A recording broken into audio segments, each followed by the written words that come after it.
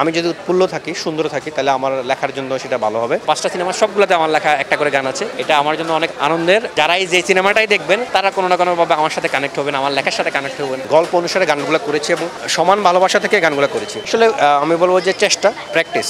আমি সবসময় নিজেকে অন রাখার চেষ্টা করি, ভালো থাকার চেষ্টা করি। তো আমি মনে করি যে আমি যদি উৎফুল্ল থাকি, সুন্দর থাকি, তাহলে আমার লেখার জন্য সেটা ভালো হবে। আর আমি যারা আমার সাথে কাজ করেন প্রত্যেকেই জানেন যে আমি খুব সুন্দরভাবে গল্পটা শোনার চেষ্টা করি, বিষয়টা বোঝার চেষ্টা করি এবং লেখারও চেষ্টা করি। তো লিখতে লিখতে একসময় হয়ে যায় আর কি। এবং আমি কাজকে অনেক পছন্দ করি, কাজকে অনেক ভালোবাসি, যার কারণে লেগে থাকি। তো আমার মনে হয় লেগে থাকলে একটা সময় রেজাল্ট আসে এবং আমি এনজয় করি আমার কাজ। প্রত্যেকটা কাজ আমি খুব এনজয় করি।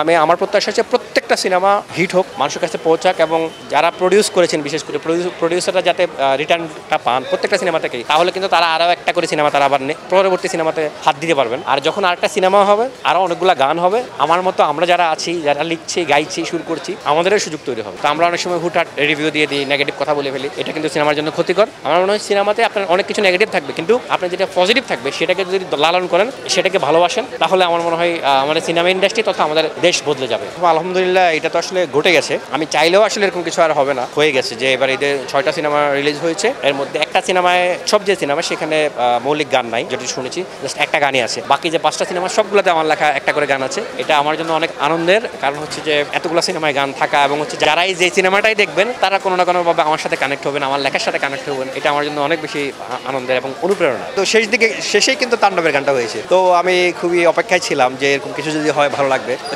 সর্বশেষ দিকে এসেই তাণ্ডবের গানটা হয়েছে। তো আমি মনে করি এটা ভাগ্যেরও ব্যাপার, আমরা চাইলে তো সবকিছু হয় না। এখানে যেমন হচ্ছে 2-1টা গান আছে যে আগের হয়তো 1-2 বছর আগে সিনেমাটা করা হয়েছে, শুট হয়েছে, এখন এসে আর কি রিলিজ হয়েছে। তো এটা খুবই আনন্দের একটা ব্যাপার। এটা আসলে কি সবগুলো গানে প্রিয়, কারণ হচ্ছে একটা গানের গল্প এক এক রকম, গল্প অনুসারে গানগুলো করেছি এবং সমান ভালোবাসা থেকে গানগুলো করেছি।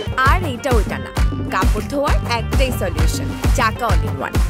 তবে সফটলি যদি বলা যায়, সফট গান অনেক হচ্ছে মেলোডি গান যারা পছন্দ করেন ওদের জন্য আমার একটা গান আছে, এশামারে তোমাকে চাই, একদম স্লো একটা নাম্বার, ইমরান এবং কোনালে গাওয়া। যারা মিষ্টি গান পছন্দ করেন তাদের জন্য। আর যারা হচ্ছে রকিং অ্যাকশন পছন্দ করেন তাদের জন্য হচ্ছে যেমন হচ্ছে তাণ্ডবের গানটা, একই সাথে ফান আছে, এন্টারটেইন আছে গানটার মধ্যে, এবং হচ্ছে একটা বিদ্রোহ আছে গানটার ভিতরে, খবর দেয় গানটা, যেটা হচ্ছে সুর সঙ্গীত করেছেন আরাফাত মহসিন এবং তারই গাওয়া।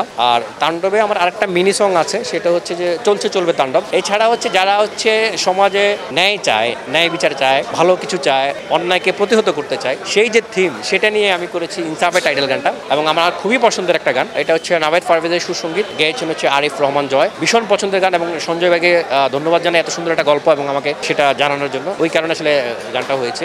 আর যদি বলতো টগরের যে গানটা, ওই সুন্দরী, এটা ইমরানের সুসঙ্গীত, ইমরানের সাথে গেয়েছেন হচ্ছে আতিয়া নিসা। এইটার একটা লাইন কালেক্ট করা, সেই লাইনটা থেকেই আসলে গানটা তারা প্ল্যান করেছিল করার। শুরুর উপরে আমি গানটা লিখি এবং এটার জন্য অসংখ্য মানুষের ভালোবাসা পাচ্ছি।